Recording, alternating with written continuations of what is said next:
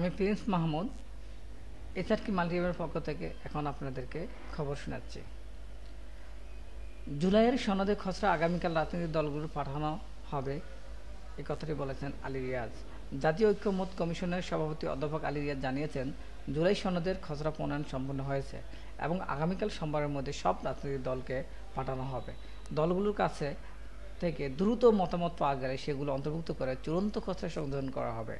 রোববার ঢাকার foreign service একাডেমিতে আয়োজিত রাজনৈতিক দলগুলোর সঙ্গে কমিশনের দ্বিতীয় ধাপের আলোচনায় ১৯তম দিনের সূচনা বক্তব্যে তিনি এসব কথা বলেন। তিনি জানান, আজকের আলোচনা মূলত রাষ্ট্র পরিচালনার মূলনীতি, নাগরিকের মৌলিক অধিকার সম্পন্ন এবং পুলিশ কমিশন গঠন বিষয়ে প্রস্তাব নিয়ে আলোচনা চলছে, তবে খসড়া সনদ সরাসরি আলোচনার বিষয় নয়।